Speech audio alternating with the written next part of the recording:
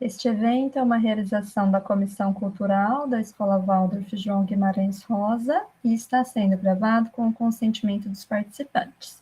Este material poderá ser reproduzido nos canais de comunicação da escola, na íntegra ou editado, como vídeo ou apenas como áudio. Como todos os participantes cientes e de acordo, daremos início ao evento. Boa noite para todo mundo, agora oficialmente. Obrigada pela participação. Eu vou aqui abrindo e, ao mesmo tempo, dando a entrada para algumas pessoas, tá bom? Vamos iniciar com um verso aqui da Ruth Salles. Chama-se Semente. Semente misteriosa que da planta cai do chão, que segredos ela guarda no fundo do coração? Eu sou o menor presente que foi posto em tua mão, pois parece não ser nada este pequenino grão, mas dele verás crescer, numa fecunda estação, uma árvore frondosa, subindo para a amplidão. Toda a árvore guardada dentro do pequeno grão, esperava o bom momento para enfim se erguer do chão. Vale mais que muita joia, como percebes então o presente pequenino que foi posto em sua mão. Ruth Salles.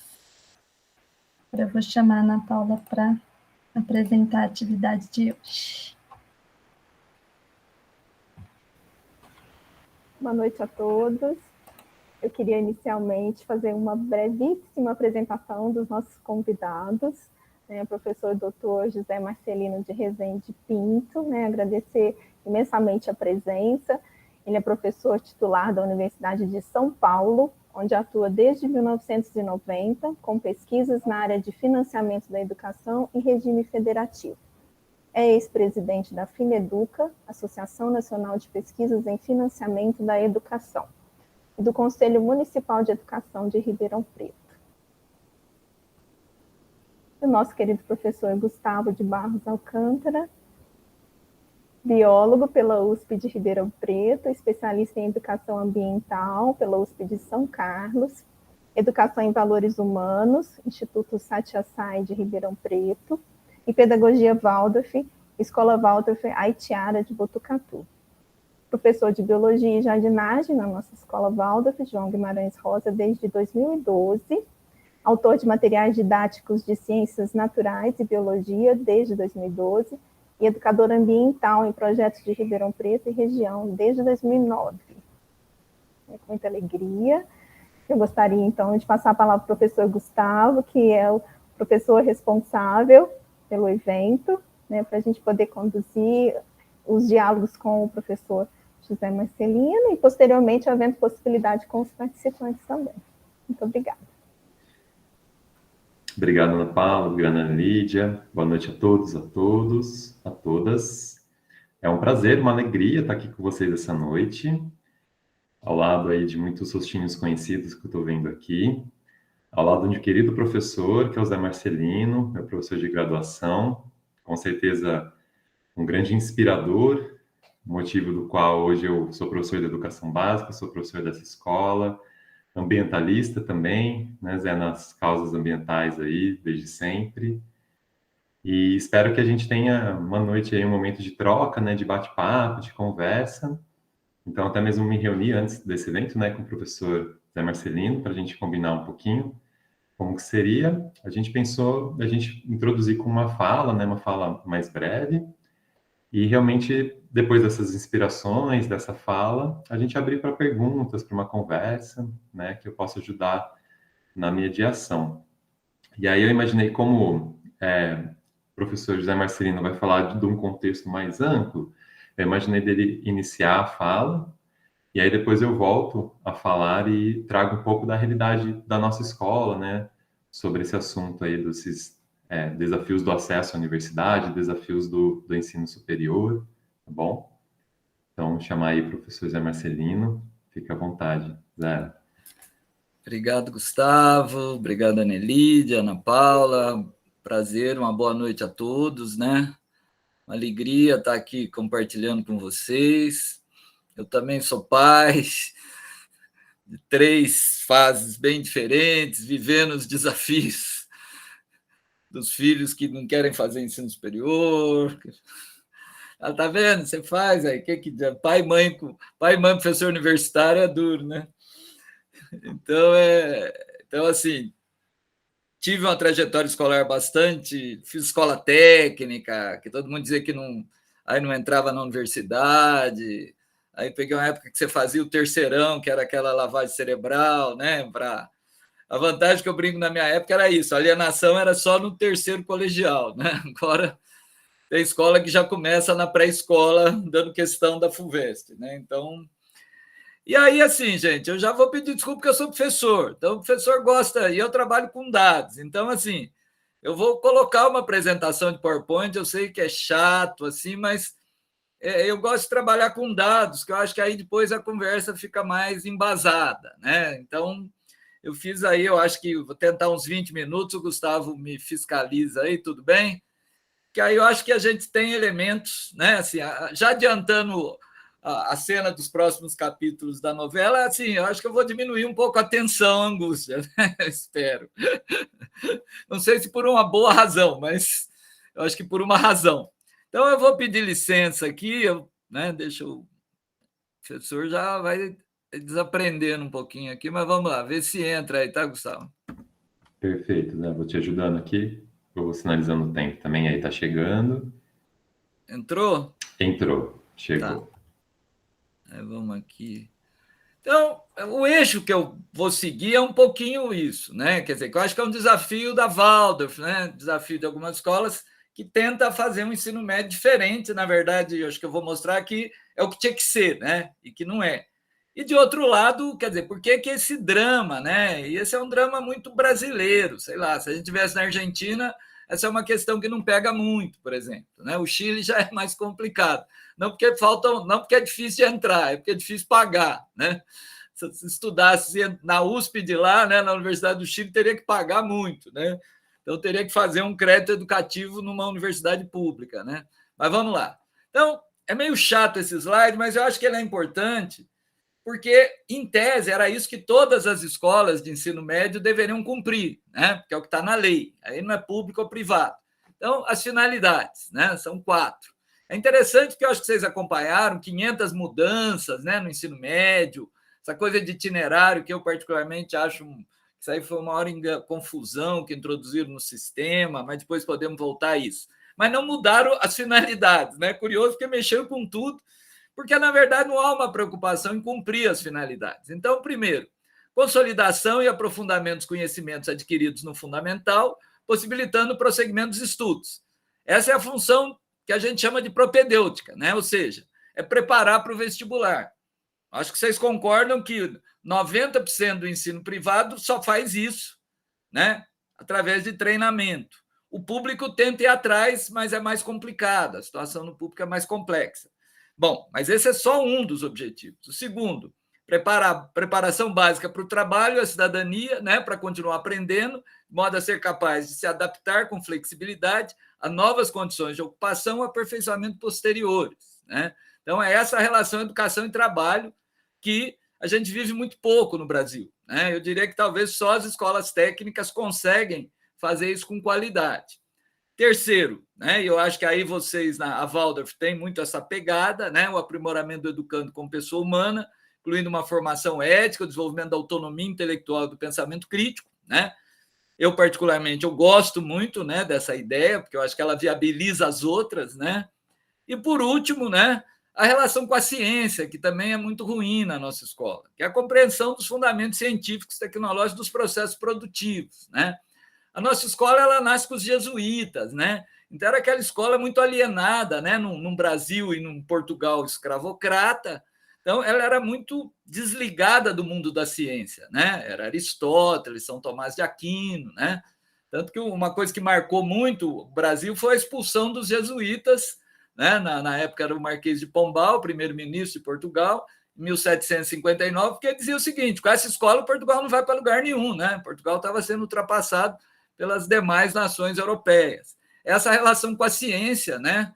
A minha formação em física e direito, só para vocês terem assim, né, duas coisas meio E a gente sabe como essa formação na área científica nossa é terrível, né? Porque física é matemática, química é matemática, né? Você tem muito pouco conceito, muito pouco laboratório. Então, a pergunta que eu coloquei para iniciar é o seguinte: que rede cumpre isso? Né? Praticamente nenhuma. Né? Eu diria que as escolas técnicas, né, da rede federal, algumas escolas da Paula Souza passam perto disso aí. Né? Então, esse, digamos, é o primeiro nó da questão. Em tese, as escolas não tinham que estar preocupadas só com o ingresso na educação superior. Agora, por que elas estão tão preocupadas, principalmente as que trabalham com a classe média? Porque é isso que a gente sabe, né? Quem já estudou para um vestibular da FUVEST, se eu vou para a medicina, é um candidato para 100 vagas, né? Então, por que esse acesso é tão difícil? A primeira grande explicação está na história, né? O Brasil foi um dos últimos países da América Latina a introduzir a educação superior, né? Eu pus um dado aí só de... A primeira universidade que ainda está em funcionamento na América Latina é a UNAM, do México, Universidade Autônoma do México. É de 1552. A nossa mais antiga, que é a atual Federal do Rio, foi fundada em 1920. Né? Quando o Brasil ficou, entre aspas, independente de Portugal, toda a América Espanhola já tinha universidade. A gente vai criar as nossas duas primeiras faculdades em 1927, 1827. E a USP, que nasce em 34. E uma coisa também que tem a ver com a discussão do ensino médio, historicamente, as universidades eram o quê? Juntar 3 cursos profissionais, medicina, direito e engenharia. A USP é que vai introduzir um elemento novo que até então não existia, a ideia de fazer pesquisa e a ideia de formar professores para a escola secundária. O Brasil não tinha curso de formação. Então, quem dava aula de português no ensino médio era o advogado, né? Quem dava aula de matemática era o engenheiro. Esse era o modelo, para vocês terem uma ideia, até 34. Né? Então, é um pouco esse é o nó da questão. Aí a gente mostra, ainda nessa discussão de por que é difícil, a evolução da taxa bruta de escolarização. O que é a taxa bruta de escolarização? Eu comparo a matrícula na educação superior com a população de 18 a 22 anos, que seria a população, né, correspondente. É claro que a gente sabe que tem muita gente com mais dessa idade, por isso depois nós vamos ver dados que pode superar 100%. Mas vocês observem a loucura do Brasil. Né? Em 1960, era só 1%. Hoje nós estamos aí com 44%, mas vamos problematizar esses 44%. Né? Primeiro, que ele é pouco. Né? Quando a gente vai comparar, né, eu trouxe primeiro um dado de 2000, e depois eu vou trazer um dado mais recente. Né? Quer dizer, nessa época aqui o Brasil era 15%. Olha a Argentina. A Argentina, até onde eu sei, eu não sou um especialista, também não falei isso no começo, não sou um especialista em políticas de educação superior, mas a Argentina você não tem vestibular. Né? O acesso à educação superior, que é um pouco o modelo europeu. Você concluiu o ensino médio, você tem direito ao acesso à educação superior, e lá é majoritariamente pública. É claro que a vida não é tão simples. Você vai chegar lá, você vai poder ter aula numa turma com 300 alunos. Né? Então, digamos o seguinte, aqui a exclusão se dá no ingresso. Lá, muitas vezes, a exclusão se dá dentro do sistema. Né? O Brasil, o difícil é entrar. Depois que você está lá dentro, tirando um curso ou outro, né, Gustavo? A química lá na USP eu brincava assim, o cara é difícil de entrar e mais difícil de formar. Teve um ano que não formou ninguém, só para vocês terem uma ideia. Né? Então, por exemplo, a gente pega a Coreia, aí já era quase 80%. Aí eu trago um dado mais recente, que aí eu peguei do Banco Mundial, que vocês veem a Coreia quase 100%. Quer dizer, não é que está todo mundo de 18 a 22, é que tem gente mais velha que voltou para a educação superior, mas vocês percebem o seguinte, o Brasil continua ainda, né, com uma taxa muito baixa. Né? E aí tem o outro elemento dessa questão. Né? O Brasil era 1%, hoje é 40%, mas 3/4 da matrícula estão em instituições privadas. Então, esse é o outro elemento. Né? Os pais da Waldorf, em sua maioria, eu penso, estão preocupados que seus filhos ingressem na universidade pública, que são as boas. Né? Claro que tem algumas privadas boas. Né? Então, o Brasil, né, ele é um dos países mais privatizados do mundo na educação superior. Né? Perde para o Chile, né? Coreia e Japão, que tem uma especificidade. Né? Mas quando eu olho os países desenvolvidos, a educação superior é pública. né? Então, esse é um outro elemento. Então, eu tenho duas razões para a coisa ser complicada, né? De um lado, é complicado porque o acesso à educação superior pública é restrito, né? Então, eu tenho baixa oferta de vagas, né? Então, isso é um gargalo. E hoje, quer dizer, essa expressão que o acesso é difícil de forma genérica, ela já não existe. Porque quando eu olho o setor privado, e vocês sabem disso tão bem quanto eu, sobram vagas, né? Hoje, para vocês terem uma ideia, eu vou chutar um número, mas eu não vou estar errando. O setor privado deve ter mais de 3 milhões de vagas sem serem preenchidas, né? Por isso que eles querem o FIES, né? O ProUni, né? Por isso que eles estão indo muito para a educação à distância.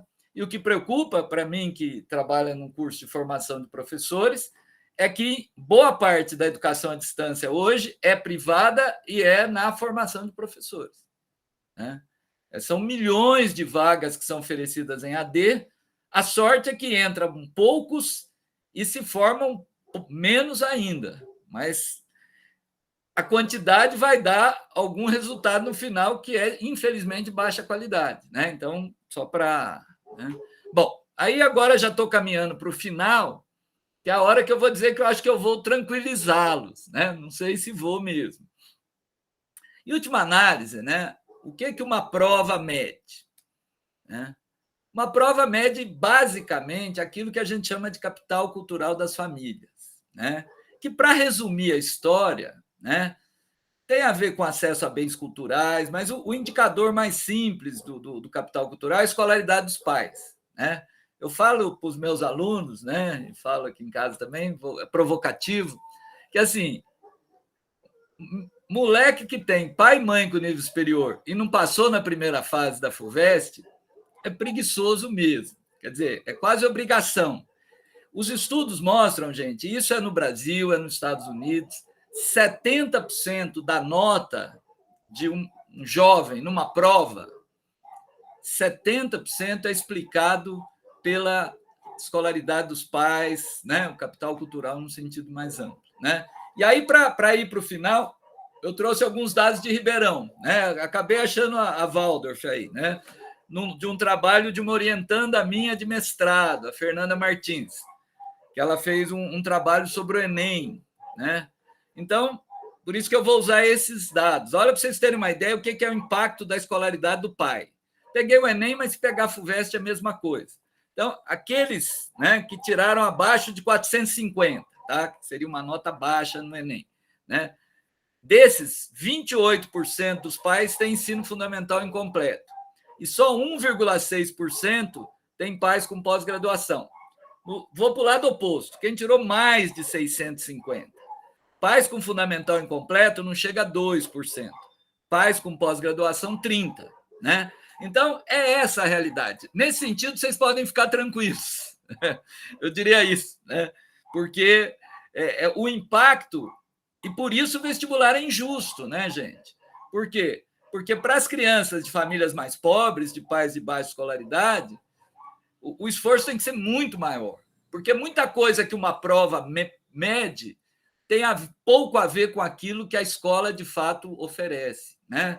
Desde saber sentar numa carteira para fazer a prova, numa condição de prova, quer dizer, são vários elementos que extrapolam a escola. É claro que eu não sou um especialista também em medidas quantitativas, né? Mas 30% como efeito escola, os pesquisadores dizem que não é pouco, né? Ou seja, a escola pode fazer diferença.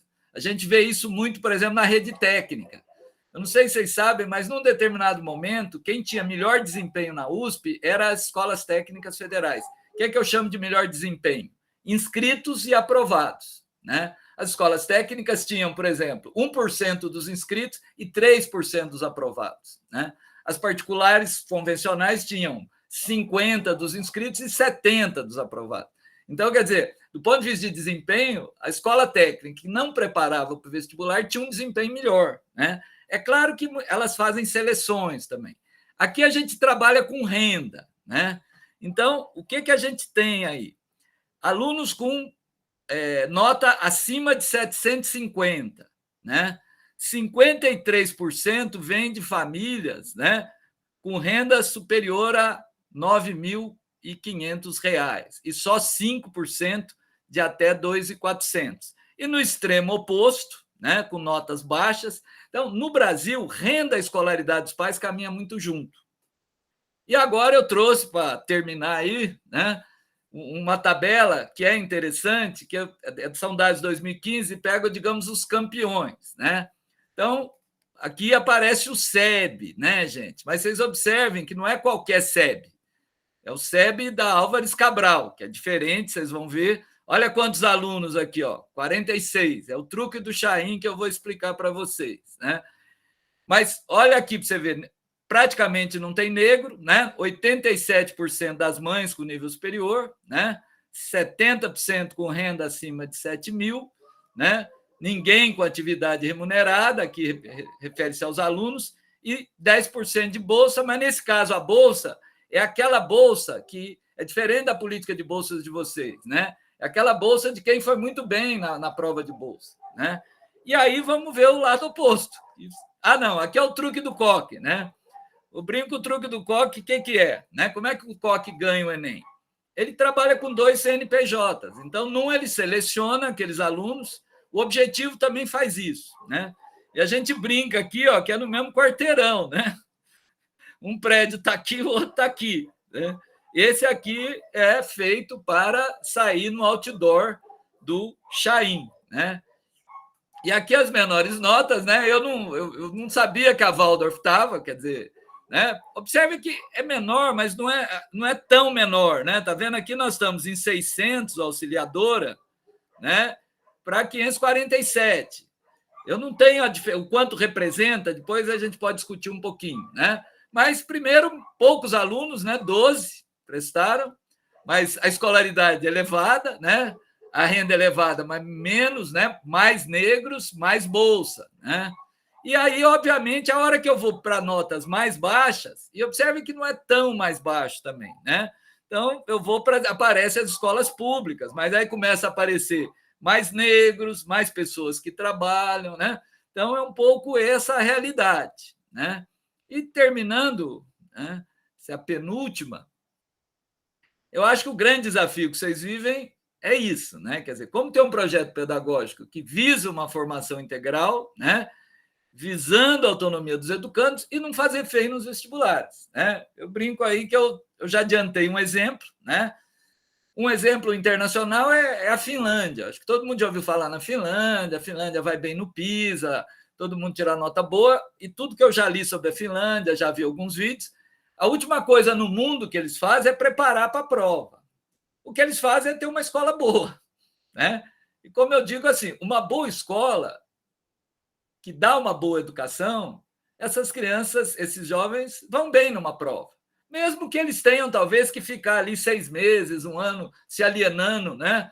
Num coque da vida, né? Mas eles vão bem, se eles tiverem uma boa educação. E a rede federal, que eu já comentei também, né? A rede federal tem um desempenho muito bom no Enem, né? Tem um desempenho muito bom nos vestibulares. É claro que elas também usam mecanismos seletivos, né? Sempre que eu tenho uma prova de entrada, automaticamente eu estou fazendo uma seleção que é socioeconômica. Mas é óbvio que o perfil de uma escola federal não se compara ao perfil de uma escola privada de elite, né? Então, a síntese, né, que eu trago é essa. Quer dizer, quem tem uma educação de qualidade, que não é focada no vestibular, ela dá boas condições, né, também para o vestibular, mas não só para o vestibular, né? Já a recíproca não é verdadeira, né? Eu implico muito com Sobral, né? Sobral lá no Ceará, eu já tive lá, Sobral é tudo, é tudo. E assim, eu problematizo Sobral, porque Sobral, para mim, é um experimento de preparar as crianças para fazer prova. Quando a gente olha outros indicadores, a situação é mais complicada, né? Então, preparar para a prova pode até fazer bem na prova, mas não necessariamente vai dar uma boa educação e não necessariamente vai preparar a pessoa para a vida, né? Então, acho que era isso que eu queria compartilhar com vocês. Não sei se consegui me manter no tempo, Gustavo, né? Provocar um pouquinho. Mas é Exato, isso, não tem passa a que bola para o Gustavo aí, né, Gustavo? Valeu, professor. Muito obrigado pela fala, pelos esclarecimentos, compartilhamento desses dados, né? E foi exato na fala, do 20 minutos. Muito bom. E eu também preparei uma fala para compartilhar com vocês, né? Pensando que o professor José Marcelino ia trazer esse âmbito mais global, né? Desse olhar para o vestibular. Eu acho que a gente percebe que o vestibular ele é algo mais complexo do que uma prova, do que um exame no final do ano. Reflete questões de desigualdade social, reflete questões de acesso, reflete uma série de questões, né? E eu pensei nessa fala agora, complementando essa fala do professor José Marcelino, em trazer o contexto da nossa escola. Então, como corpo docente, né, eu estando na escola esse ano há 11 anos, como que a gente lida com essa questão, o que que chega para nós, o que que a gente observa nos últimos anos, como que é o trabalho dentro da escola com esse tema, né? Então, na nossa escola, a gente tem um objetivo, o professor José Marcelino também começou com os objetivos do ensino médio, segundo a LDB, e o objetivo da educação, segundo a pedagogia Waldorf, é formar seres humanos livres, né? E aí, só nessa fala, nessa máxima, né, a gente escuta, às vezes, algumas frases que se repetem em eventos de pedagogia Waldorf, né? Mas essa fala é uma grande síntese do que é a proposta pedagógica de Rudolf Steiner. Primeiro, porque foca na formação, né? Então, a gente tem o privilégio de sermos docentes de uma escola que, com certeza, forma continuamente seus professores. Sempre nós, do corpo docente, estamos em constante formação, estamos em constante conversa, encontros, diálogos.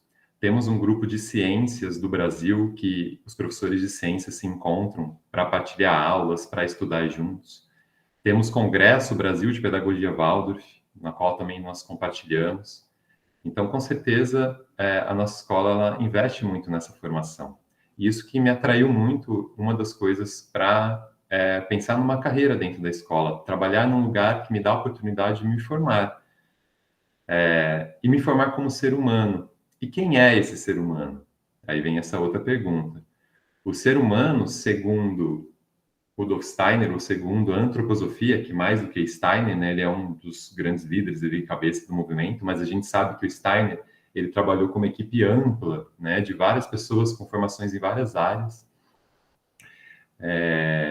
E o Steiner, ele coloca que o ser humano, ele é uma entidade formada por alguns aspectos, por algumas dimensões, né?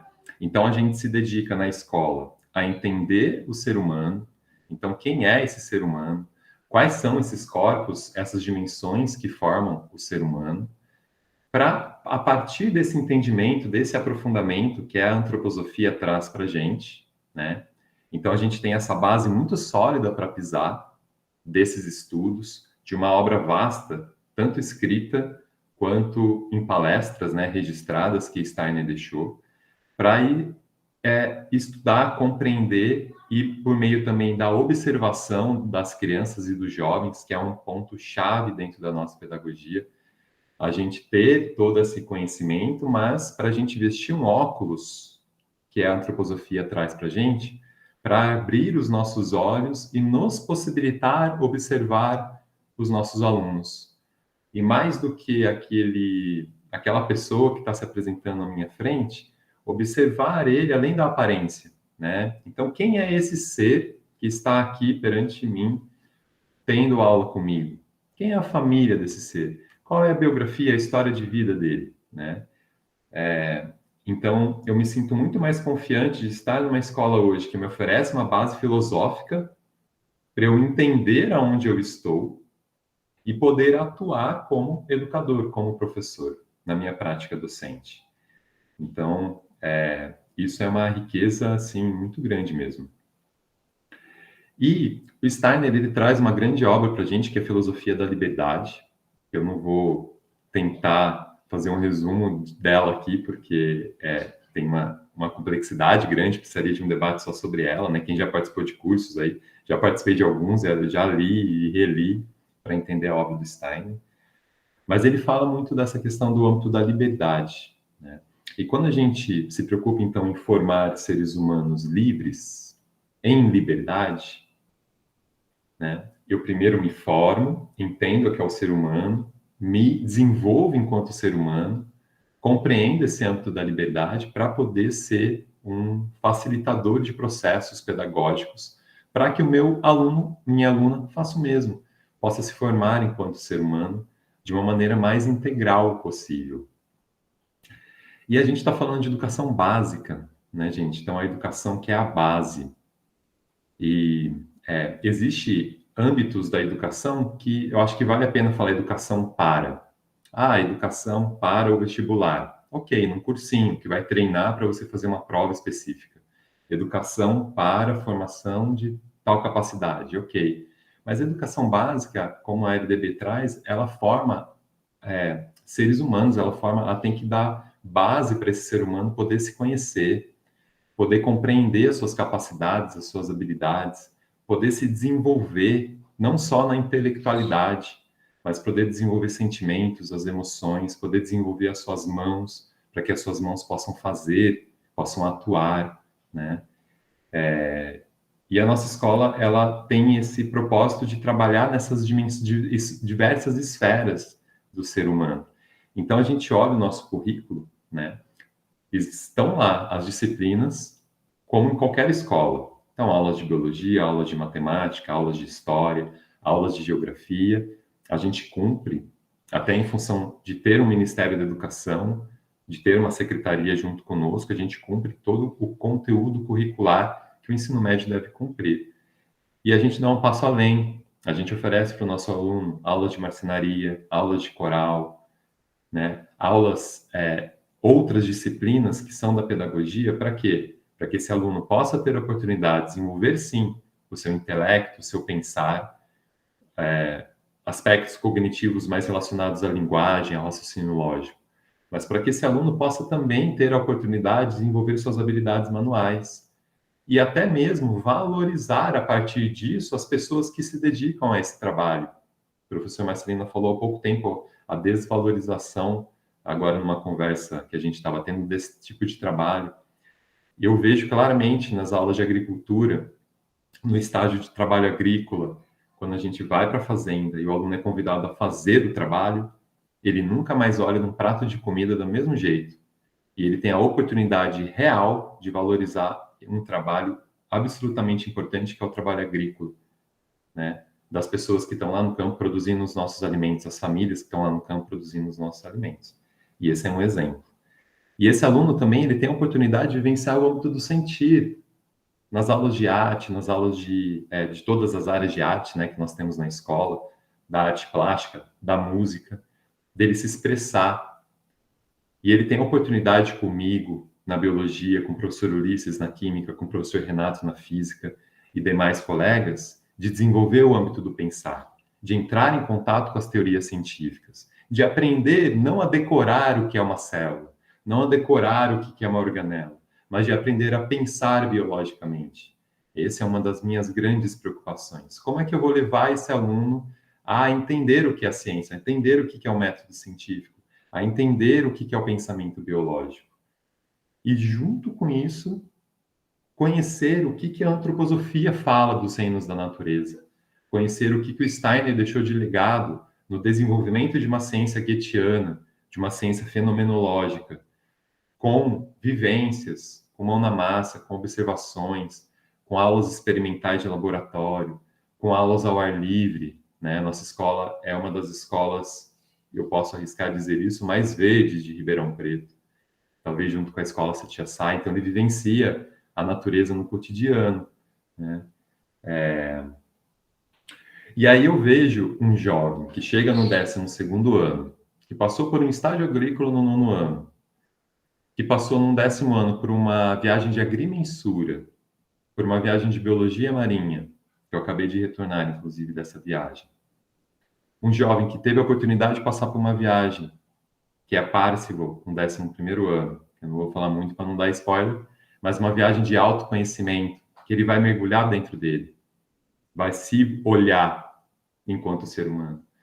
Um jovem que passou no 12º ano por uma viagem de geografia das populações, que foi numa cidade do interior fazer levantamento socioeconômico E no final dessa semana foi conversar com o prefeito da cidade e falar: ó, senhor prefeito, a gente observou isso na cidade que o senhor é gestor. O que o senhor acha disso?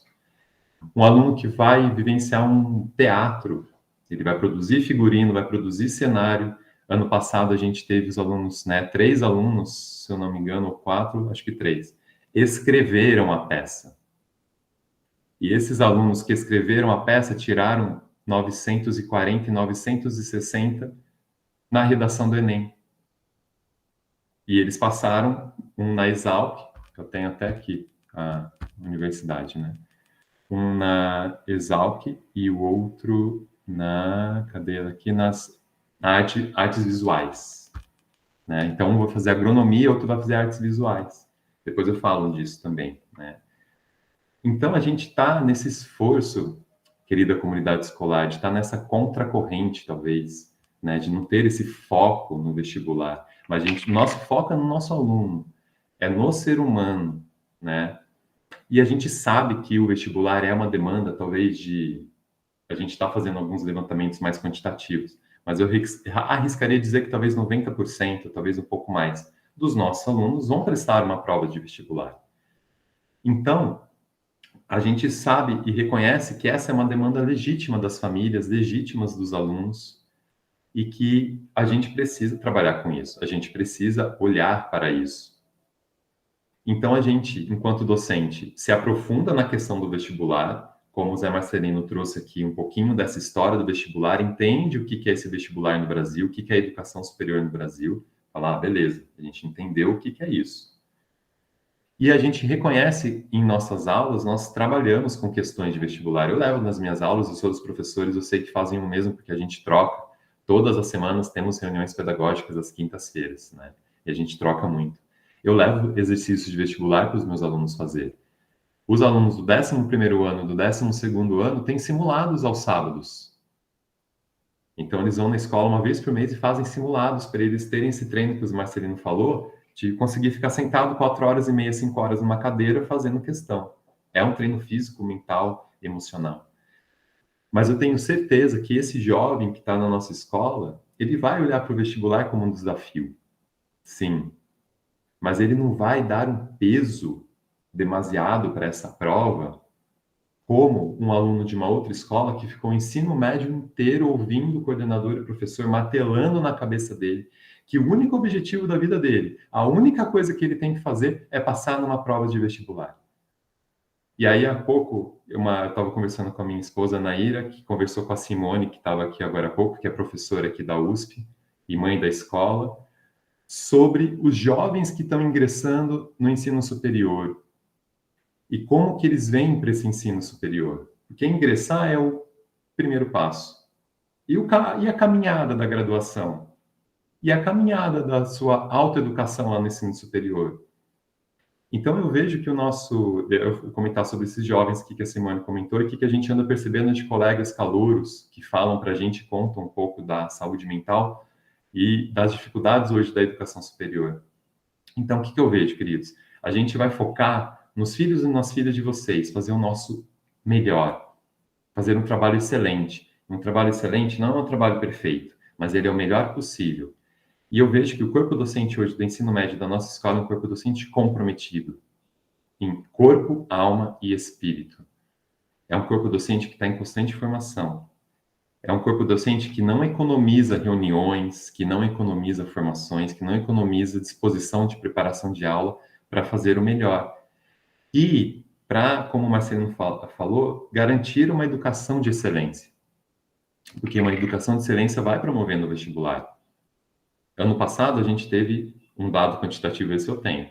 A gente teve 47% de aprovação em vestibulares do 12º ano do ano passado.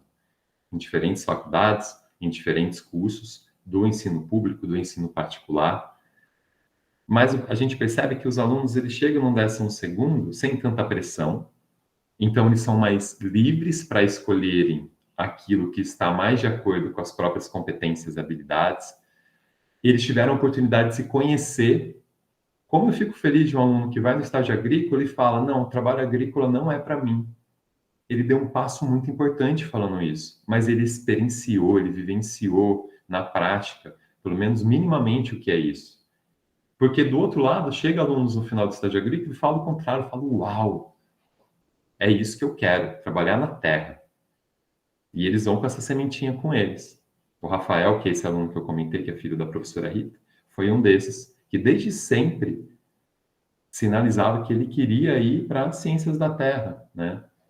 E ele foi para isso. E então eles têm muito mais liberdade. Então a gente observa que os cursos escolhidos são mais diversos. Para vocês terem uma ideia, ano passado, ó, a gente teve escolhas que foram uma aluna que foi para Belas Artes, alguns alunos que foram análise e desenvolvimento de sistemas, um aluno que foi para física médica, um aluno que foi para educação física, um aluno que foi para as artes visuais, psicologia, pedagogia, engenharia florestal e jornalismo. Então, a gente vê uma gama de escolhas mais diversa que condiz com a diversidade do ser humano. E esse ser humano que teve a oportunidade de se conhecer, de se olhar e de se envolver mais integralmente, mais plenamente, os seus diversos corpos, né? E eles vão para a prova, não, vamos lá fazer vestibular. Vão corajosos, né? E dão esse passo do vestibular e depois ingressam na graduação e têm mais condições de caminhar durante a graduação. E aí eu estou indo finalizando a minha fala já, para a gente abrir o debate, né? A gente não adota um sistema de ensino na nossa escola. A gente não adota um único livro didático.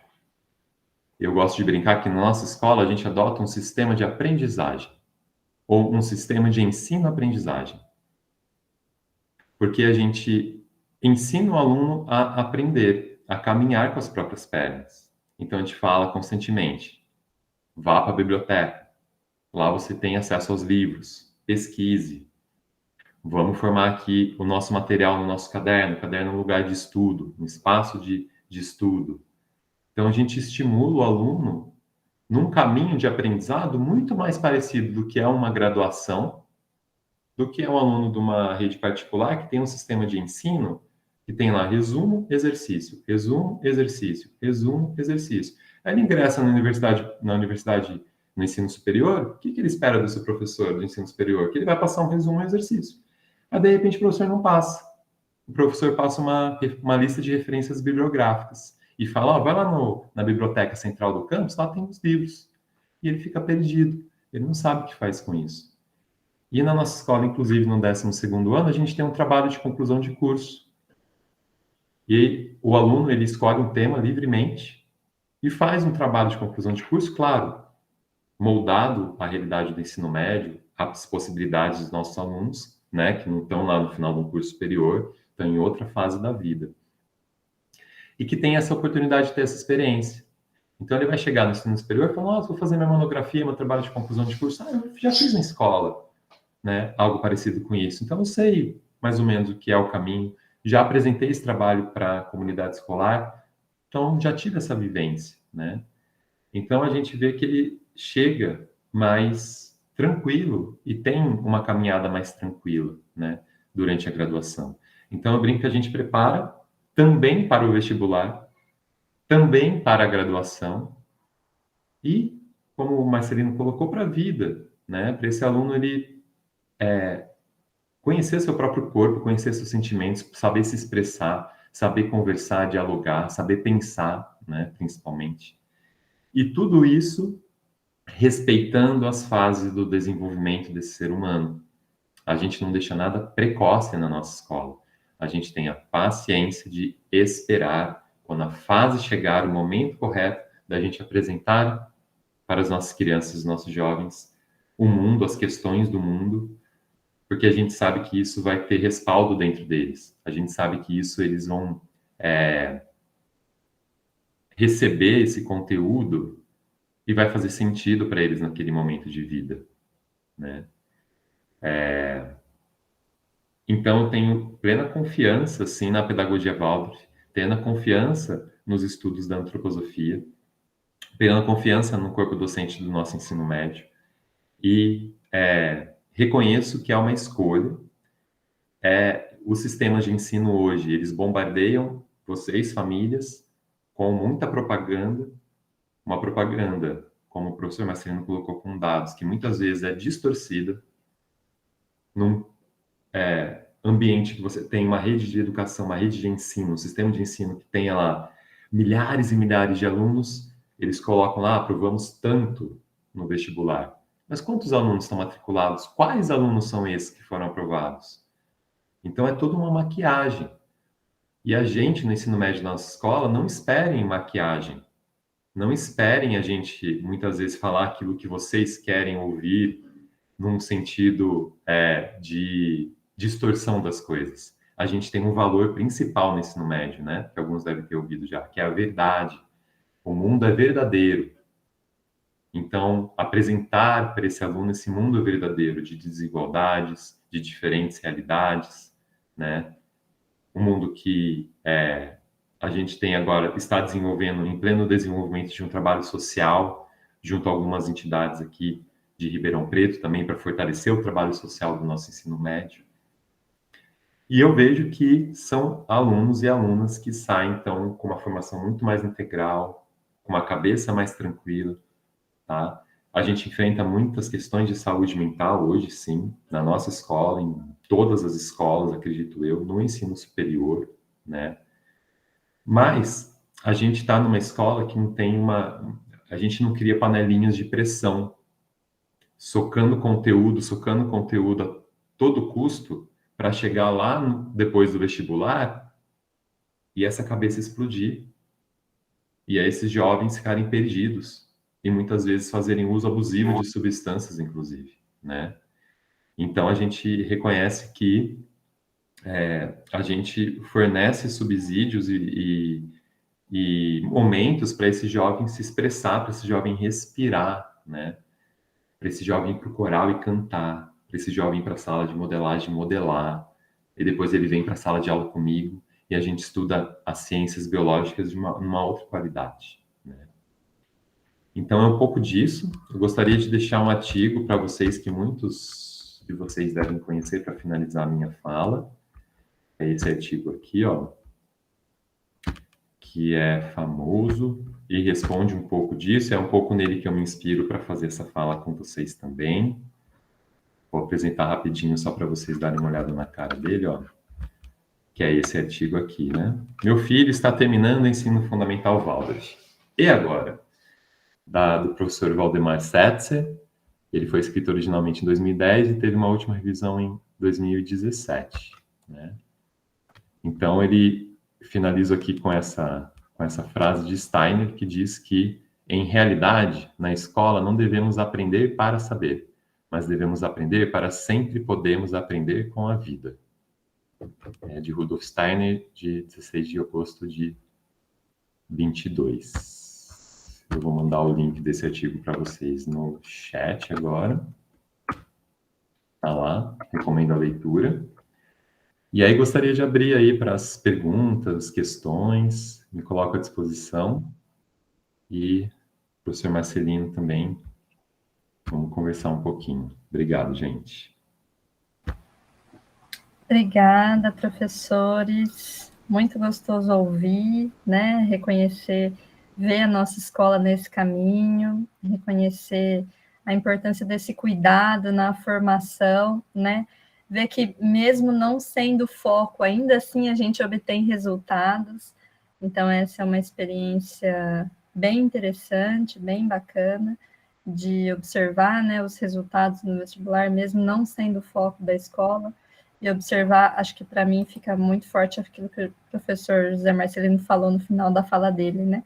A gente, não olhando só para o vestibular, obtém resultado no vestibular, mas olhando só para o vestibular, não obtém resultado na vida, né? Então, acho que isso fica bem forte. Eu vou abrir para perguntas, participações, e a gente tem uma inscrita já. A Ana, pode ir, Ana. Eu vou mediando aqui, tá bom? Você está escutando? Está escutando? Sim, Ana. Opa! Então, eu queria fazer umas observações. Não sei se todos me conhecem. Eu sou mãe da Ana Carolina, que foi, então, aluna do 12º ano passado. Ela era uma das pessoas que compunha, né, essa sala que o Gustavo comentou. E tenho ainda a Maria Luísa, que atualmente está no 12º, elas têm 1 ano de diferença. Então, eu estou falando de um lugar de quem tem a experiência, né? As minhas filhas ingressaram no ensino médio vindas da Miró, para quem não sabe. Foi uma escolha muito pensada, assim, eu sabia exatamente o que eu estava fazendo quando eu fiz essa mudança, né? A gente tomou essa decisão porque justamente eu sabia que era o lugar onde elas não seriam trituradas, né, pelo sistema. Então, vou fazer as observações desse lugar, né, em que eu estou. Primeiro, esses 47%, eu acho que para que todos saibam, né? Então, a Carolina, por exemplo, é uma menina que ela não tinha foco em vestibular ano passado, e assim como ela, havia outros. Então, isso é muito importante entender também, sabe?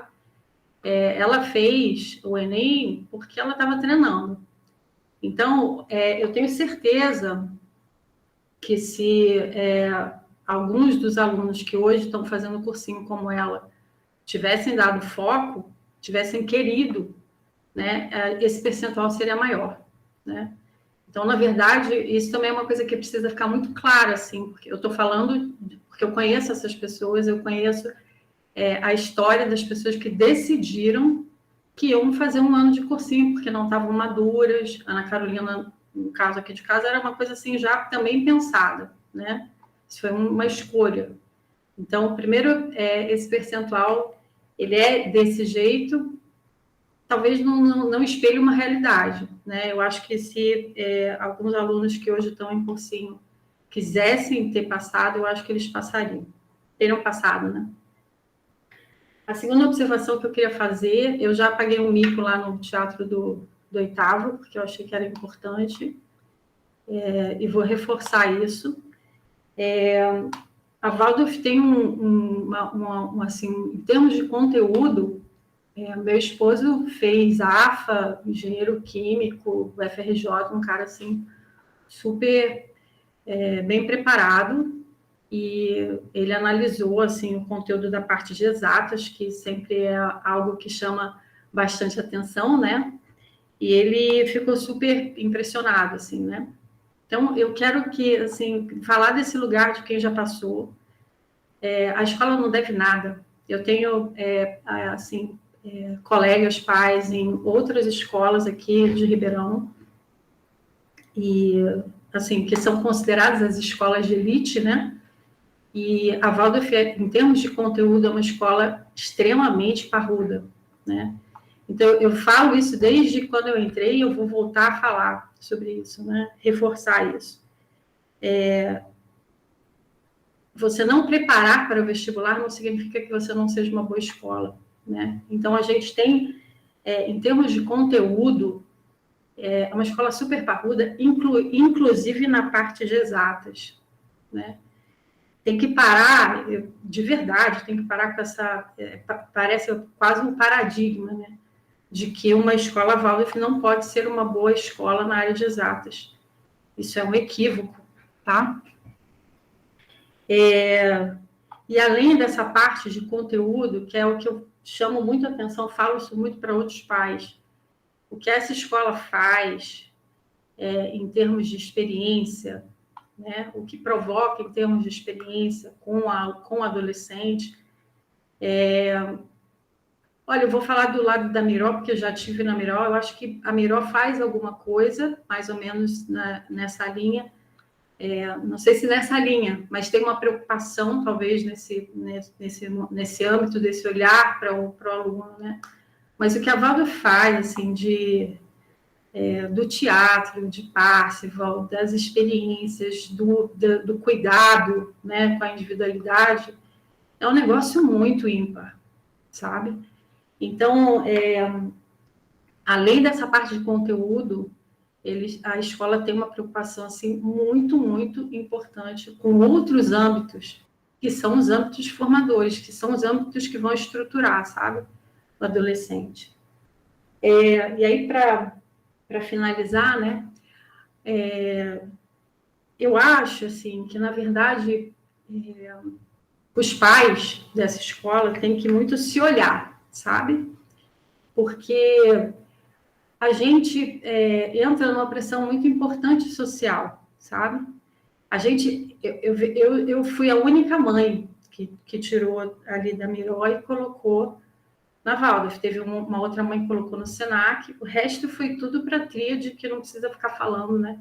Não estou desmerecendo a tríade, tá? Eu acho que eles são excelentes dentro da proposta deles. Mas eu fui a única que lutou contra o sistema ali numa turma de 25. Então, o que eu sugiro, assim, né?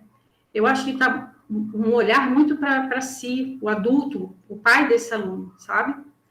Porque para segurar essa onda de não cair no sistema do triturador, isso está na mão do pai, sabe? Isso tá na mão da gente segurar essa onda, de confiar nesse ensino que está sendo proposto, de não ter aquela fala que eu já escutei muitas vezes assim, ó, agora acabou a brincadeira, escutei várias vezes essa, acabou a brincadeira, agora é sério, agora tem que preparar para o vestibular porque a concorrência é muito acirrada. Eu acho que a gente tem que se olhar e falar assim, cara, não vamos cair nessa, não vamos cair nessa. Não cair, eu acho que a Waldorf já é resistência em muitas outras coisas, mas precisa se manter resistente nesse ponto, principalmente, né? Finalizando geral, né? Eu acho que a Waldorf encontrou um bom meio do caminho, porque eu acho que a gente não pode isolar o vestibular, tá? O vestibular está aí, não é um sistema que eu acho melhor de ingresso, mas é isso que nós temos. Eu já tive esse papo com o Gustavo e com outros professores.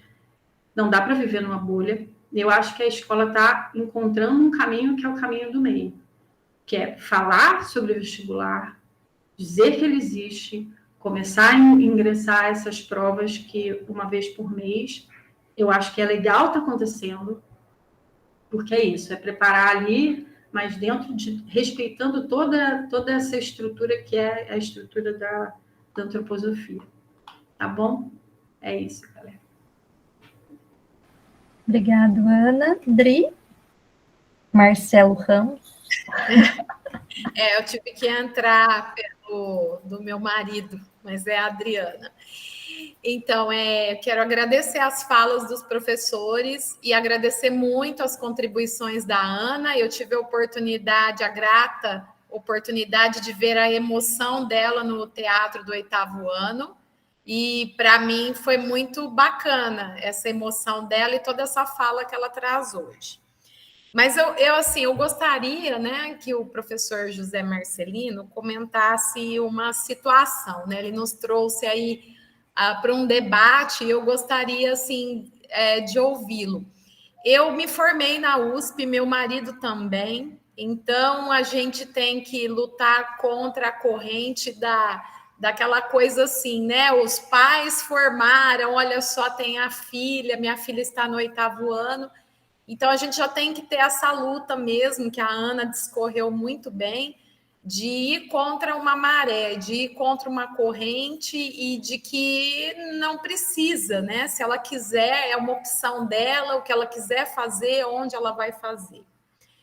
Mas eu sou professora universitária, sou de uma universidade particular de Ribeirão Preto e eu vejo assim, indo para o ensino superior, a gente vê o MEC trazendo sempre para todos nós do ensino superior o quanto que nós devemos incentivar metodologias ativas de aprendizagem, o que eu acho muito bom. Eu estou inserida em um curso de medicina que é PBL, então isso é a corrente do ensino superior, né? A gente fazer com que esse aluno seja detentor do seu conhecimento, que ele busque, que ele saiba usar ferramentas, Então, o MEC nos pede, né, nessas bases curriculares, tudo isso. E quando eu olho esse estudante que chega do ensino médio, para mim, faz mais sentido uma educação como a Waldorf para encaixar nisso, né, do que a educação dos outros que treinam para o vestibular. Só que a gente ainda existe, né, essa questão do tem o vestibular, mas de repente, quando esse aluno ingressa, sequer se solicita dele que ele tenha habilidades que ele não desenvolveu. E que, como o professor Gustavo disse, né, e é por isso que a minha filha está na Waldorf, né, por conta de a gente acreditar a importância desse desenvolvimento dessas habilidades, e eu lá na ponta, na outra ponta, vendo os alunos que eu recebo, para mim faz muito sentido. Só que, de repente, você tem no meio do caminho uma pedra, que é o vestibular. Quando que isso vai mudar realmente? Quando que vai conversar realmente, será? O que se quer desse aluno no ensino superior e realmente fomentar que o ensino médio, então, possa trazer um aluno de pensamento crítico, humano, que seja empático. A gente vê o quanto está faltando empatia no dia a dia, mas ele vem de uma situação ali tão massacrante que como que ele desenvolve empatia, né? Então, gostaria de trazer isso para o debate. Só vou, então, ler a mensagem da Heloísa, que está aqui do lado, aí já jogo a bola para o professor José Marcelino responder a Adri e talvez o Gustavo responder a Heloísa. Eu gostaria de saber se no ensino médio os alunos pais recebem informações ao longo dos anos, diferentes oportunidades de graduação, além dos vestibulares clássicos, como, por exemplo, as formações fora do país, que inclusive alguns alunos Waldorf também já alcançaram. Aí a gente já dá o bate-bola. Então, quer dizer, primeiro eu acho que as falas muito empolgantes, né? Estou quase querendo estudar na Waldorf de novo, viu? Depois da fala do Gustavo. A Ana também, um depoimento muito forte. Adriana, eu só tenho a concordar com você, né? Quer dizer, você pega a juventude, que é o momento da vida, né? Com uma energia, com potencial, e mata essa juventude sentada, né? Treinando. E a gente brinca na biologia, né? O Gustavo deve ter ouvido isso. Entra no primeiro ano, o professor fala: esquece tudo que você aprendeu no ensino médio, né?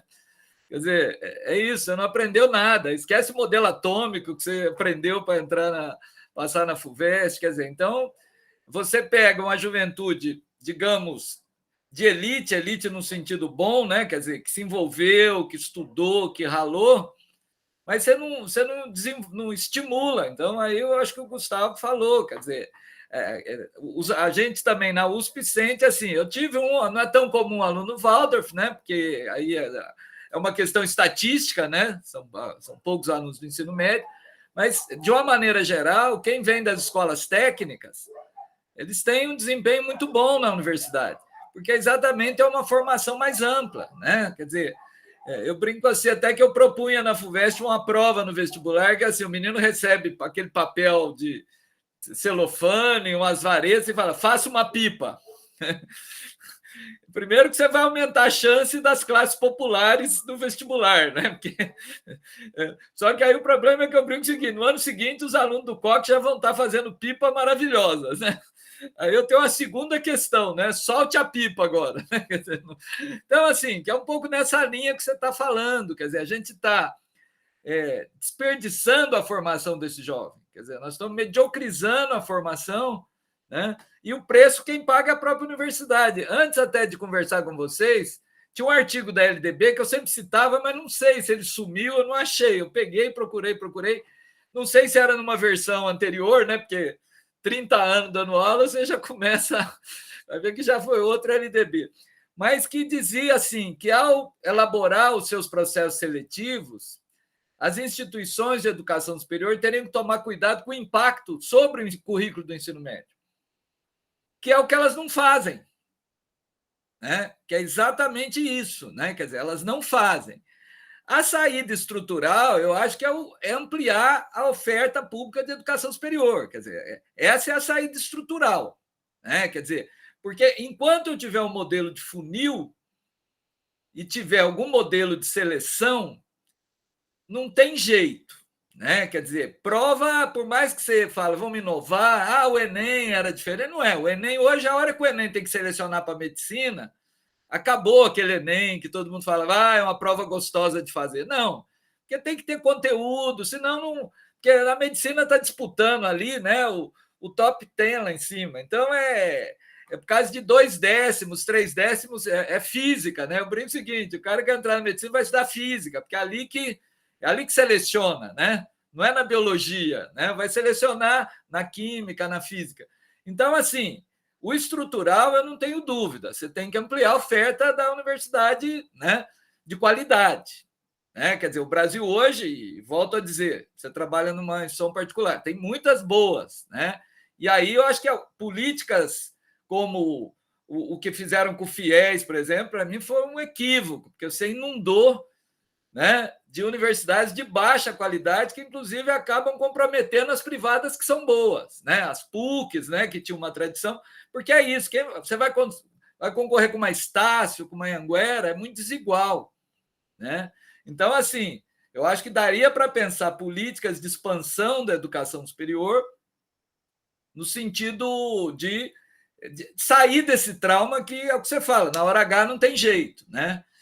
Melhorou, né? Quer dizer, a rede federal dobrou o número de vagas. Isso não é pouca coisa, mas ainda é pouco quando eu olho o Brasil. Né? Então, quer dizer, os institutos federais também me parece que foi uma solução interessante, porque você conseguiu ampliar a um custo menor. Né? Uma universidade não tem jeito, ela é caro. No mundo inteiro, você não acha modelo universitário de massa, até onde eu sei. Né? Quer dizer, você vai para os Estados Unidos, o que você tem de massa é colleges, né? Quer dizer, são instituições que não são universitárias. Então, eu acho que ampliar um modelo tipo FATEC, para exatamente a gente sair desse... É que nós ficamos aí quase 40 anos com um sistema totalmente com, né, um gargalo. Você pega a medicina, e aí a culpa é dos médicos, né? Os médicos não deixavam criar curso, né? Quer dizer, para criar um curso de medicina no Brasil, o Conselho Nacional de Saúde tinha que aprovar. Então, realmente, você criou alguns gargalos, né, que são inaceitáveis, eu penso, né, porque aí não é o interesse público que está em discussão. Né? Então, eu não sei se eu enrolei muito, mas, assim, só para dizer que eu concordo com o que você diz, né? Acho que brigo muito na USP, né, enquanto estive lá, para repensar os processos seletivos, mas eu não tenho muita ilusão. Quer dizer, eu acho que enquanto você tiver que fazer enquanto você tem 70 candidatos para uma vaga, não tem jeito, aquilo é cruel e o que vai entrar não é necessariamente o perfil mais preparado, né, para aquela área. Então, nós vamos ter médicos frustrados, psicólogos frustrados, né, quer dizer, que é algo que a gente vive muito na nossa vida aí na condição de usuário. Né? Então, só para dar uma pitada aí no que você falou, mas concordando totalmente. Né? Gustavo? Em relação à apresentação de outras graduações, né, a gente tem a participação na feiras de profissões, né, que até a própria USP fornece, né, oferece, perdão, entre outras coisas. Eu lembro já de ter participado algumas vezes eu fui, inclusive, né, como professor acompanhante nas feiras de profissões. Além de os professores, eu até mandei ali a aba do nosso site, que foi atualizada com o currículo, né, dos professores da nossa escola, do nosso ensino médio. Você vê que é um corpo docente diverso, né? Então, mesmo conversando com os alunos no dia a dia, ali na sala de aula, e aí, professor, como é que é a universidade, né? Própria biologia marinha, a gente estava lá no Instituto Oceanográfico da USP, lá em Ubatuba, né? Então, eles visitaram, tiveram contato com os cursos de graduação relacionados ao oceano, com pesquisadores de pós-graduação, entraram no laboratório. Eu até acho engraçado, né? Quando eu não chego, eu sempre entro com eles no laboratório, eu chego no laboratório, entro, eles olham e falam, nossa, professor, mas isso é um laboratório? Porque eu acho que eles queriam uma imagem, né, de laboratório, assim, sei lá, equipamentos e tudo isso aqui, sei lá, e ver lá o laboratório, né, montado e tal, mas eles desmistificam, né, e conversam com doutorandos, enfim. E eu acho que cursos fora do país, a gente tem alunos que foram para fora, né, da nossa escola. A gente tem conversa sobre isso. E acho que eles veem como possibilidade, sim, né? No mundo hoje que oferece essa oportunidade, famílias que têm essa oportunidade, eu acredito que sim. Não sei se respondi também, mas é mais ou menos por aí. O Gabriel está aqui também, professor Gabriel, por favor, querido. Se quiser complementar e ajudar, fique à vontade. Ia falar isso, agradecer a presença dos professores que aqui estão, né, dos diversos ensinos, e ver se alguém gostaria de contribuir, trazer alguma coisa. Eu acho que eu só queria complementar o que o Hugo falou, assim, acho que boa parte das formações e principalmente das atividades que a gente faz fora, né, ele falou ali da sardinha dele da biologia marinha, mas nas ciências humanas ali também, a viagem de geografia da população, ela é bem de abrir, assim, horizontes, né, que a gente entende um pouco disso, em alguns momentos a gente consegue visitar a universidade também. Nós tivemos algumas iniciativas, especialmente sobre conversa de universidade fora do país, mas foram algumas iniciativas um pouco pontuais, assim. Acabamos fazendo nos últimos anos, mas porque a oportunidade surgiu. Sistematicamente, a gente ainda não tem isso. Obrigada, Gabi. Andréia? Deia não ligou, amor. Me escuta? Sim. Eu estava me segurando aqui para falar, porque eu gosto de falar, vocês sabem, mas eu vou muito em confluência o que a Ana falou, enfim, o que todos falaram. Eu sou médica, docente da medicina, da Faculdade de Medicina de Ribeirão Preto, sou mãe, e eu percebo que a minha escolha, né, foi muito em relação ao meu próprio processo. E aí o que eu pergunto para vocês, assim, estudei em todas as escolas, eu sou de São Paulo, estudei em escolas que faziam ranking, e sei o quanto isso é sofrido, foi muito sofrido para mim, porque você não ser suficiente é uma coisa muito sofrida. E aí o que eu queria perguntar para todos nós, que eu acho que nós que estamos aqui, sabemos a resposta. O que é sucesso? Então, qual é o preço do sucesso? Né? Se vocês me perguntarem hoje em dia, eu tenho duas questões que eu gostaria que os meus filhos pudessem realizar. Que fossem felizes e que se sustentassem. Porque o resto é às custas de algo muito externo. Então, eu não penso que o sucesso que a maioria de nós talvez almeje, idealize, seja esse que a gente vê no vestibular. Eu tenho muitos colegas que foram péssimos durante a graduação.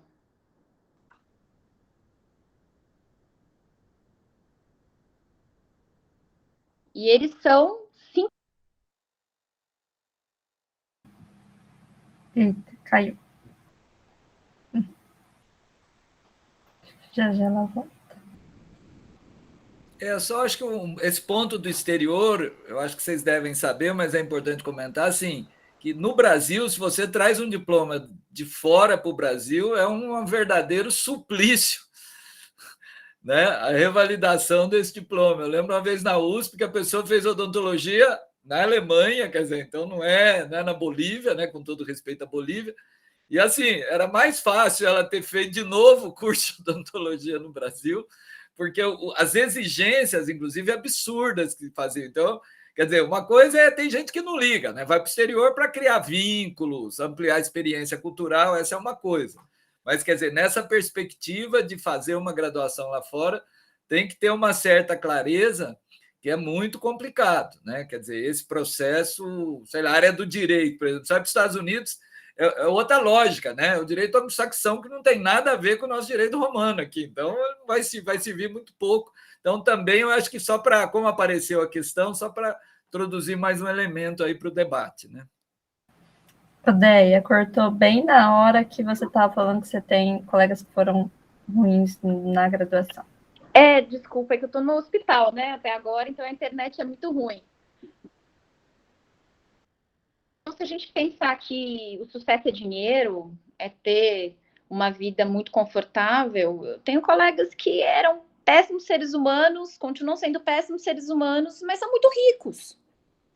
Então, não sei, talvez eu seja uma pessoa que está numa posição agora, claro, também possível de ser uma grande utópica, mas penso que são coisas que a gente tem que levar em consideração, que qual que é o preço desse sucesso, né? Se for a saúde mental, talvez não valha a pena. Então, é muito peculiar de cada um, claro, não tirando da realidade, a gente vai fazer o máximo que for possível os nossos filhos se adequarem ao sistema que existe. E estamos fazendo o máximo, né? E os professores estão fazendo o máximo, a escola está fazendo o máximo, mas a gente tem que ir junto, não é delegar à escola esse papel de que eles vão sair formados aí para o vestibular, né? Isso é um processo, e eu acho que o que a Ana falou é muito importante. Talvez eu precisar de um ano de cursinho, talvez eu precisar de 2, eu precisei de 2. E fui nesse processo de escolas super competitivas. Então, o atual sistema é assim. Não sei se vai mudar quando os meus filhos chegarem lá, mas o atual sistema é assim. Obrigada, professores. Foi ótimas aulas, assim.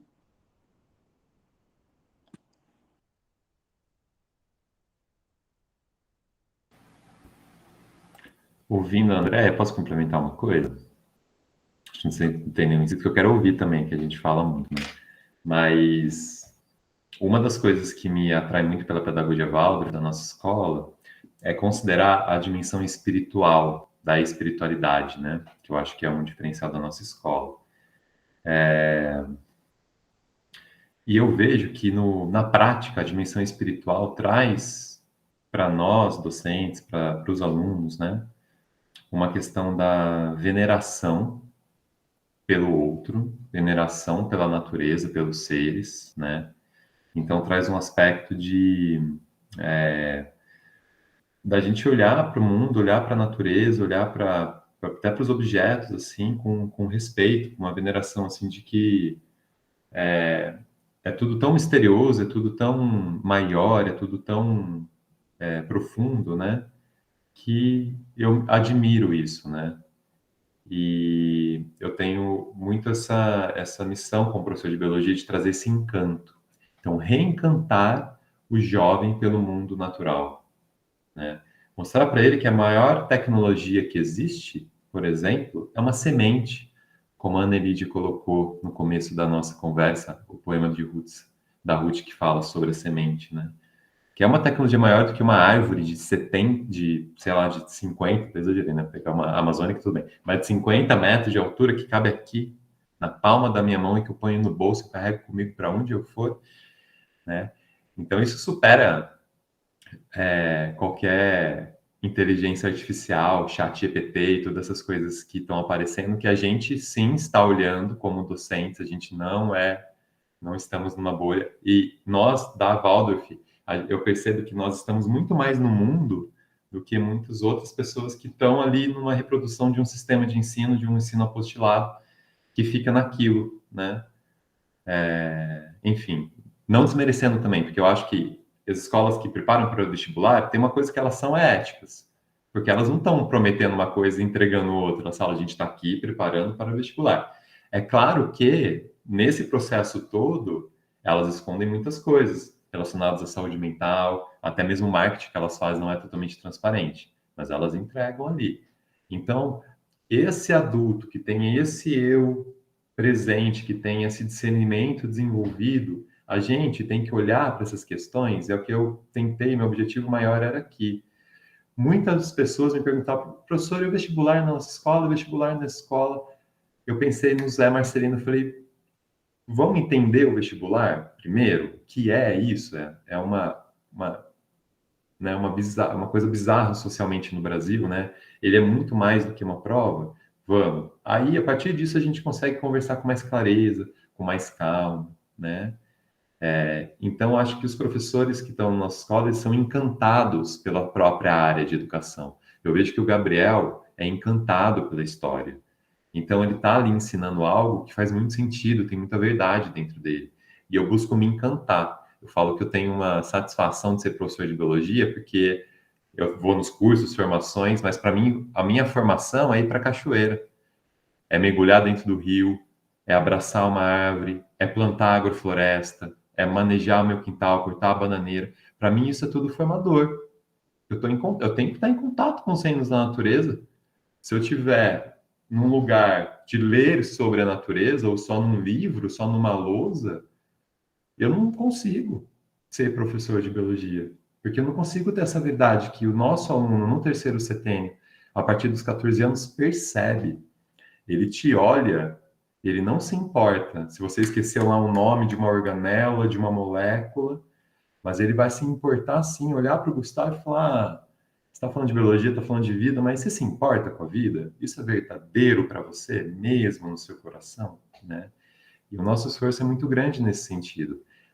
Nem tudo são flores, nem tudo são rosas. A gente tem muitos desafios nas nossas mãos, né, para enfrentarmos juntos, porque a gente está num lugar de muito mais liberdade, de muito mais autonomia. Então, para eu ministrar a minha disciplina, eu tenho muito mais liberdade e autonomia. Então, eu preciso estar num lugar de muita consciência para eu fazer certas escolhas e falar: não, isso aqui na biologia eu preciso passar por esses conteúdos, por esse currículo, eu preciso fazer esse experimento, preciso levar isso aqui não pode faltar na formação do meu aluno, para ele ir para um mundo preparado. A gente sabe que conhecimento real hoje é muito necessário, né? O conhecimento profundo. Então tem muito essa responsabilidade. Então nem tudo são flores, mas em contrapartida eu sinto essa responsabilidade, eu me comprometo com essa responsabilidade, né? Assim, e aí os erros, na verdade, se tornam outras coisas, se tornam uma oportunidade de aprendizagem nesse processo, né? Então, assim, é realmente um processo muito interessante, muitos desafios. Quem são pais e mães aqui, a gente teve falas lindas, né, da Ana, agradeço, da Andréia, pais e mães da escola, mas sabem dos desafios, né? Sabem que às vezes dá uns tilt, às vezes a coisa demora. A gente está numa escola associativa, é autogestão, é muitas reuniões, a gente não decide nada sozinho, é sempre em reunião, né? A gente está num país de pessoas muito ansiosas, uma ansiedade muito grande, né? Falo também me incluindo, né? A ansiedade está muito grande. A gente está trabalhando arduamente, porque na escola, Zé, a gente é convidado a ser professor e gestor, viu? Então, as aulas de gestão lá me ajudam muito. Então, eu tenho formação em gestão também, fui buscar cursos de gestão, porque quando eu sou um tutor de uma turma, estou fazendo a gestão daquela turma, em vários aspectos, do financeiro, material, ao espiritual, né? De tudo ali que está acontecendo. Eu sou facilitador de processos, né? Então, a gente também tem esse desafio, só que é um desafio muito rico, porque as decisões que tem na escola, sou eu que faço, o Gabriel que participa. Então, quando a gente decide algo, todo mundo pode ponderar sobre aquele algo. E aí, não, vamos fazer uma vez por mês o simulado, por exemplo. A gente levou isso para a reunião de professores. Professores, vocês concordam? Vocês acham isso válido? Né? Oi, Gabriel. A gente fala: não, a gente acha, alguém tem alguma preocupação? Ah, me preocupo com isso, me preocupo com aquilo. Como é que a gente incorpora essa preocupação, chega numa decisão consentida, né? Então, eu queria acrescentar isso também. Ana Paula. Eu queria só complementar, assim, as falas são maravilhosas. Desde a Ana Cristina, eu também sou mãe de 3 adolescentes. E a minha mais velha, Mariana, ela já terminou a escola e já está na faculdade. E eu tenho a experiência da Júlia no 11º e do Caetano no 10º, que inclusive acabou de fazer a viagem pedagógica Biologia Marinha com o professor Gustavo. E o que eu sinto neles é que o mundo dos jovens está cada vez mais virtual. Então, assim, eu vejo como uma grande vantagem a pedagogia Waldorf, porque eu penso que quanto mais conectados virtualmente, mais desconectados do mundo. E na Waldorf eles têm essa oportunidade, né, de estarem imersos, né? As viagens pedagógicas proporcionam isso, né? Então é um aprendizado por inteiro, eles estão vivenciando aquele ambiente, eles estão explorando, então não é simplesmente estudar sobre, pegar um livro, marcar um X uma resposta, é algo que entra, né? Então, para mim fica claro, realmente é um pouco meio nadar contra a maré, porque o sistema está imposto, mas a partir do momento que a gente acredita, né, nesse valor maior que a gente tem, dessa inteireza do ser humano, do espiritual, a gente está construindo jovens mais conscientes, eles têm uma observação muito mais aguçada com todo o entorno, eles têm paciência, eles respiram, porque eu sinto nos jovens que são simplesmente preparados para o vestibular, é realmente essa panela de pressão, e eles estão sempre angustiados, super ansiosos, né? Eles não têm vida social, eles não conversam com os amigos. Então, a pedagogia Waldorf consegue, né, consegue englobar todos esses sentidos e sem que fique fora o vestibular, mas agregando um valor. Então, eu sou bem feliz com os meus filhos na Waldorf, principalmente pelo que eles experimentam de maneira real.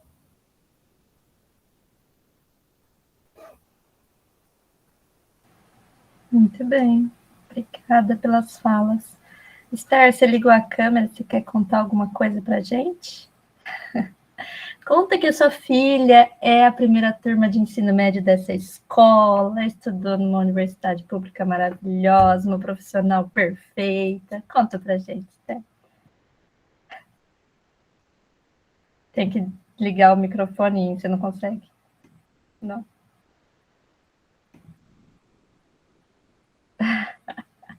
Eu posso contar, que a Raquel é maravilhosa. Aí... Só dizer da satisfação de estar com vocês, que alegria ouvi-los, e esses professores que cuidam de nossos filhos, de nossos alunos, são maravilhosos, com esse olhar incrível, apesar das questões que o mundo coloca. Nadar contra a maré não é fácil, e aos poucos vai se fazendo, com acertos e com erros. É isso mesmo que a Ana acabou de contar para a gente. A Nelídia contou. Sim, eu tive o privilégio de ter a minha filha como a primeira turma, né, de ensino médio na escola. Nós levamos um grande susto quando aconteceu, conseguimos, né, instalar o ensino médio na escola, e com um empenho, um envolvimento muito grande dos professores. Então, nos surpreendeu chegar no final, e em ano em que, na época, eles estavam fazendo o teatro, né, ainda fazia-se no 12º, e bem no final, fazendo teatro, aconteceu de ter o vestibular e foi prestar, e foi uma grande alegria para a gente ver que ela entrou aqui na USP, né? Fez fono. A gente ficou assim, poxa, está terminando, e ela não estava, nós não estávamos esperando por isso. Porque a gente falou, não, vai fazer um ano de cursinho, não tem problema. E foi assim, uma grande alegria. Cada caso é um caso, mas esse olhar que a pedagogia traz para essa questão é muito maravilhoso. Parabéns para todos os envolvidos. Obrigado pelas falas maravilhosas, muito gostoso estar aqui. Professores, professor José, que delícia ouvi-los. Gustavo, obrigada pela oportunidade. E parabéns para todo mundo. Vamos juntos. Esther, você falou, não sei se você viu, mas subiu vários coraçõezinhos na minha tela que você falou. Ainda. Não só meus, todo mundo mandou coraçõezinhos para você, que você não vê porque está no celular, mas eu estou te contando aqui. Obrigada, eu estou no celular, é isso mesmo. Eu sou da turma da filha da Esther, da Raquel, né? E nós tivemos bastante alunos aprovados, né? Nessa turma. E era a primeira turma do ensino médio, né? Então, realmente foi bem bacana. E quando eu cheguei na faculdade, né, eu também entrei na universidade pública, né, e quando eu cheguei, meus professores falavam isso, né, da diferença, falavam, logo vi que você era aluna Waldorf, né, falavam muito isso, assim, da diferença. E depois que eu virei professora, isso fez muito sentido para mim. Eu falava, mas que diferença? O que é diferença que eles veem que sabe que eu sou aluna Waldorf? Não tem como saber, né? Mas hoje, na hora que eu leio uma prova, na hora que eu leio um texto de um aluno, eu entendo o que eles falavam de saber se o aluno é Waldorf ou não. Tive a experiência de ter alunos Waldorf na graduação e realmente a gente percebe essa diferença na formação integral, né? Quando a gente fala e repete que é uma formação integral, parece que a gente já acostumou a falar isso como se fosse algo simples, mas quando a gente vê o aluno formado, faz muita diferença, né? E diferença no trabalho, né? Assim, nós fizemos um encontro também com ex-alunos Waldorfs e que contaram isso, né? A diferença que é na faculdade, na gestão de problemas na vida adulta, durante o trabalho, né? Nas composições em equipes. Então, acho que a gente tem que olhar para o tema do vestibular e olhar para o que mais, além do vestibular, que a nossa escola pode ofertar, né? Vai lá, Pri. Eu posso contar uma experiência rapidinha, uma história muito bonitinha, de uma mãe, de uma tia do quarto ano. Então, essa mãe estava no quarto ano e ela já tinha os filhos, um casal de filhos na universidade. E uma delas entrou em medicina, e aí o professor foi fazer uma aula de sutura, e aí ela fez a sutura divinamente. E aí ele falou assim, mas aonde você estudou? Ela falou, estudei numa escola Waldorf. Muito bem. Excelentes exemplos que vão recheando, né, as nossas experiências, as nossas histórias, né, a composição da nossa escola. Bonita de ver. Mais alguém gostaria de trazer alguma coisa? Alguma pergunta? Os professores gostariam de fazer uma fala de encerramento? Vai lá, Ana, pode ir. Deixa eu só falar uma coisa aqui que é para deixar registrado em ata.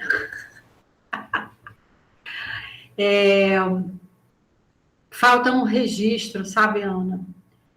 E, assim, de como que foi a vida, né, desses... Isso que você acabou de contar, porque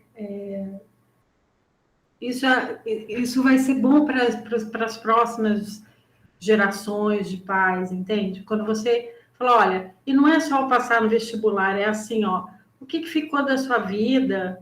Dá para começar a mapear isso a partir de já, né?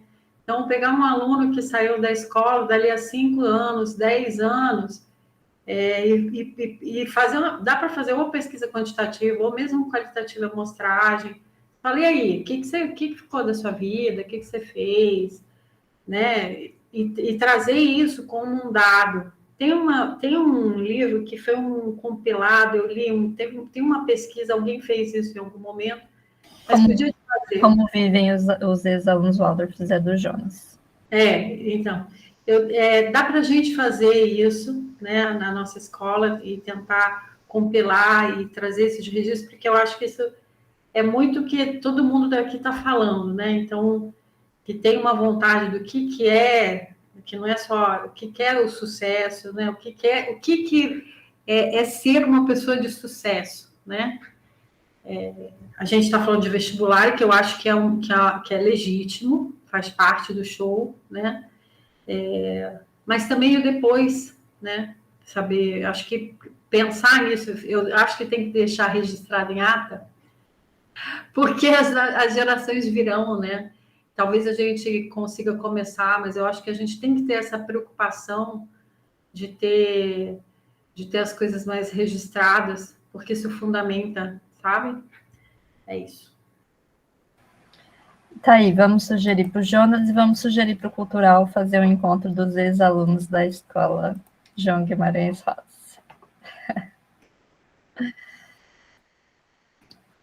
Professores querem Então, só agradecer, né? Foi, acho que, uma noite agradável, né? Acho que aprendemos muito e esses depoimentos falam por si, né? Então, acho que e esse professor que nem o Gustavo, que vem o... Qual que é o outro aí? Que entrou Gabriel. aí, o Gabriel. Gabriel, charado meu aqui, que dá dor de cabeça. Falou, gente, um abraço para todos aí, foi um prazer. Também só agradecer, uma honra estar aqui ao lado do Zé Marcelino. Escuto ele às quartas-feiras no programa Ambiente ao Meio da Rádio USP, muito bom sempre. E é isso, muito bom falar com vocês, espero ter contribuído, estou à disposição para conversar, estou lá na escola praticamente todos os dias, segundas-feiras fico mais tempo. Assim que eu terminar minhas reuniões individuais de classe com as minhas famílias, eu estou à disposição para a gente conversar mais sobre o tema e ajudar a desmistificar, né, muitas coisas. A gente que está lá dentro da escola trabalhando bastante, a gente às vezes escuta certas falas que a gente fica, fala, nossa, de onde será que isso vem, né? Falas assim que carregam preconceitos, que carregam uma coisa que não é a realidade dada, né? E a gente, com eventos como esse, acho que vai ajudando a desmistificar, de um lado, o ensino superior, esse ingresso, e do outro, a pedagogia Waldorf, o nosso ensino médio, né? Somos em 13 ensinos médios de escolas Waldorf no Brasil, e é um movimento que tende a crescer, e então só gratidão mesmo, obrigado pela atenção, pela presença, sempre um presente a presença de vocês. Obrigadão. Boa noite. Pessoal, antes de encerrar, então, queria lembrar que eu coloquei aqui a lista de presença. É bem bacana para a gente ter esses registros, né, de como foi, então, trazerem sugestões, né, reclamações, o que se sentirem à vontade, tá bom? Queria agradecer aos dois professores, muito obrigada pela disposição, pela disponibilidade, né, pela presença, por, né, trazer tanto conhecimento para a nossa escola, para a nossa comunidade, todo mundo sai aqui reabastecido, né, e a presença de cada um que esteve aqui hoje, acho que quando a comunidade se reúne assim, a gente realmente se fortalece no propósito de estar nessa escola e de construir ela para os nossos filhos, né, é uma grande alegria, e queria agradecer em nome do Cultural a presença de todo mundo. Bom, muito obrigada. Daqui 15 dias a gente disponibiliza o link no YouTube. Bom, até mais. Obrigada. Obrigada, boa noite. Boa noite.